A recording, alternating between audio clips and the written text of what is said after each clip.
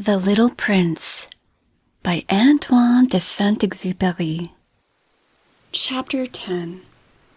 He found himself in the neighborhood of the asteroids 325, 326, 327, 328, 329, and 330.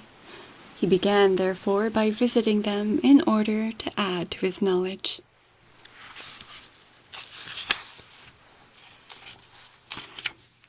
The first of them was inhabited by a king. Clad in royal purple and ermine, he was seated upon a throne which was at the same time both simple and majestic. "Ah, here is a subject," exclaimed the king when he saw the little prince coming, and the little prince asked himself, how could he recognize me when he had never seen me before? He did not know how the world is simplified for kings. To them, all men are subjects. "Approach, so that I may see you better," said the king, who felt consumingly proud of being at last a king over somebody. The little prince looked everywhere to find a place to sit down, but the entire planet was crammed and obstructed by the king's magnificent ermine robe. So he remained standing upright, and, since he was tired, he yawned. "It is contrary to etiquette to yawn in the presence of a king," the monarch said to him. "I forbid you to do so." "I can't help it. I can't stop myself," replied the little prince, thoroughly embarrassed. "I have come on a long journey, and I have had no sleep." "Ah, then," the king said, "I order you to yawn. It is years since I have seen anyone yawning. Yawns, to me, are objects of curiosity. Come now, yawn again. It is an order." "That frightens me. I cannot any more," murmured the little prince, now completely abashed. Hum, replied the king. "Then I order you to sometimes yawn, and to sometimes—" He spluttered a little and seemed vexed. For what the king fundamentally insisted upon was that his authority should be respected. He tolerated no disobedience. He was an absolute monarch. But because he was a very good man, he made his orders reasonable. "If I ordered a general," he would say, by way of example, "if I ordered a general to change himself into a seabird, and if the general did not obey me, that would not be the fault of the general, it would be my fault." "May I sit down?" came now a timid inquiry from the little prince. "I order you to do so," the king answered him, and majestically gathered in a fold of his ermine mantle. But the little prince was wondering. The planet was tiny. Over what could this king really rule? "Sire," he said to him, "I beg that you will excuse my asking you a question." "I order you to ask me a question," the king hastened to assure him. "Sire, over what do you rule?" "Over everything," said the king with magnificent simplicity. "Over everything?" The king made a gesture which took in his planet, the other planets, and all the stars. "Over all that?" asked the little prince. "Over all that," the king answered. For his rule was not only absolute, it was also universal. "And the stars obey you?"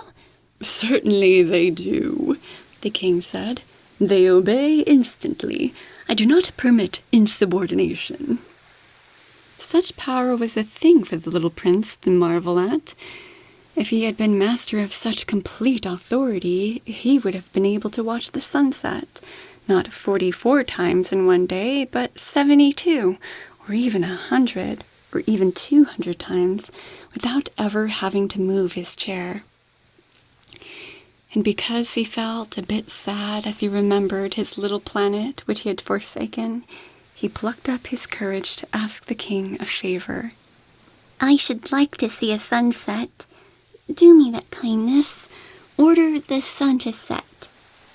If I ordered a general to fly from one flower to another like a butterfly, or to write a tragic drama, or to change himself into a seabird, and if the general did not carry out the order that he had received, which one of us would be in the wrong? The king demanded. The general or myself? You, said the prince firmly. Exactly. One must require from each one the duty which each one can perform. The king went on. Accepted authority rests first of all on reason. If you ordered your people to go and throw themselves into the sea, they would rise up in revolution. I have the right to require obedience because my orders are reasonable. Then my sunset? The little prince reminded him, for he never forgot a question once he asked it. You shall have your sunset. I shall command it. But according to my science of government, I shall wait until conditions are favorable. When will that be? Inquired the little prince. Replied the king, and before saying anything else, he consulted a bulky almanac. That will be that will be this evening about 20 minutes to 8, and you will see how well I am obeyed. The little prince yawned. He was regretting his lost sunset, and then, too, he was already beginning to be a little bored. I have nothing more to do here, he said to the king, so I shall set out on my way again. Do not go, said the king, who was very proud of having a subject. Do not go. I will make you a minister. Minister of what? Minister of justice. But there's nobody here to judge. We do not know that, the king said to him. I have not yet made a complete tour of my kingdom. I am very old. There is no room here for a carriage, and it tires me to walk. Oh, but I have looked already, said the little prince, turning around to give one more glance to the other side of the planet. On that side, as on his, there was nobody at all. Then you shall judge yourself, the king answered. That is the most difficult thing of all. It is much more difficult to judge oneself than to judge others. If you succeed in judging yourself rightly, then you are indeed a man of true wisdom. Yes, said the little prince, but I can judge myself anywhere. I do not need to live on this planet. Said the king. I have good reason to believe that somewhere on my planet there is an old rat. I hear him at night.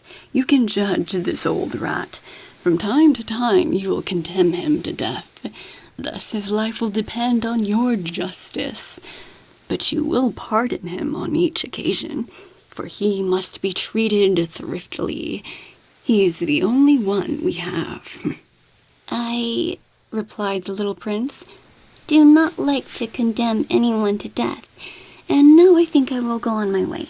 No, said the king.